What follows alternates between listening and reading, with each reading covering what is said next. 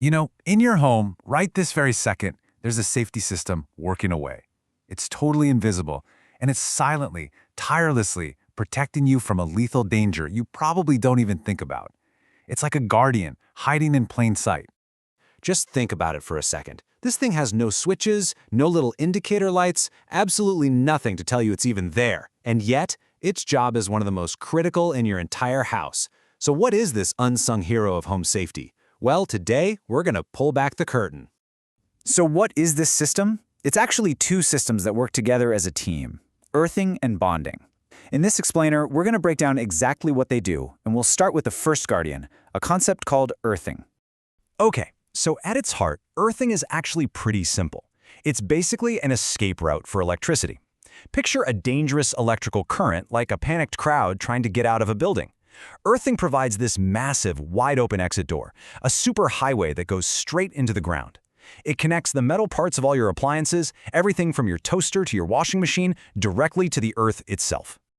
That sounds good, right? An escape route. But how does having that path actually stop someone from getting a fatal shock? What happens in that split second when something goes wrong? All right, let's walk through it. Imagine a wire phrase inside your washing machine, and it touches the metal casing. Bam! That whole metal box is now live, and it's incredibly dangerous. But because it's earthed, that massive electrical current doesn't just sit there waiting for you to touch it. It sees a much easier path, that low-resistance earth wire, and a huge surge of current rushes down it. That surge is so big, it instantly trips your circuit breaker, which kills the power. The whole danger is neutralized in a fraction of a second, way before you could ever touch it and get a shock. So that's earthing, but it has a partner, a second guardian that protects us from a totally different, kind of a more subtle electrical danger. So let's talk about what bonding is all about. Bonding.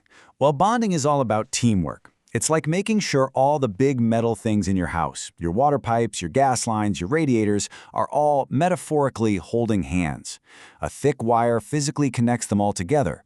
And the goal isn't to create an escape route, but to just level the playing field, electronically speaking. And why does that matter? Well, think of electricity like water. It only flows if there's a difference in height, right? From high to low. In electricity, that's called a potential difference. So if you touch a tap and, say, a nearby radiator that have a voltage difference between them, your body suddenly becomes the bridge. The electricity flows right through you. Bonding gets rid of that difference entirely, making it impossible for that current to use you as a bridge. So here's the crucial thing to remember. Earthing protects you from a fault inside a single appliance by tripping a breaker. Bonding protects you from getting a shock between two separate things, like a tap and a pipe, by making sure there's no voltage gap between them to begin with. They're two sides of the very same safety coin. Now you might be thinking, hey, I've got modern circuit breakers. I have those fancy RCD switches, the ones with the little test button. I'm covered, right? Well, here comes the most critical part of this whole explainer. This is the piece that most people completely miss. And here's the twist. Those other safety devices that you rely on, the ones you can actually see, they are pretty much useless without a solid earthing system. Your entire electrical safety net is built on this foundation of good earthing and bonding. And here's why. A circuit breaker needs that massive surge of electricity to slam it shut. If your earth connection is bad or weak, that surge becomes a tiny trickle, and the breaker might trip too slowly, or worse, not at all. And that RCD safety switch? Its job is to spot tiny, dangerous leaks of electricity.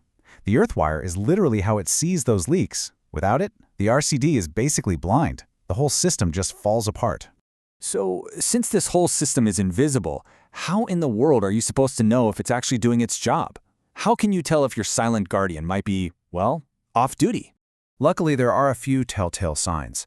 Getting a strange tingling feeling when you touch a tap or an appliance, that's a huge red flag. If your safety switches keep tripping for no obvious reason, that's another clue.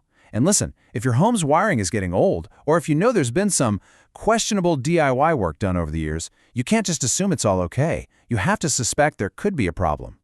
Let's really focus on that tingle for a second. It might feel small, maybe just a little buzz, but it is one of the most serious electrical warnings you can ever get. What's happening in that moment is that the proper earth path has failed, and the electricity is now using your body as its escape route to the ground. It's a direct sign that the system has failed, and you are in immediate danger. So the number one takeaway from all of this is pretty simple.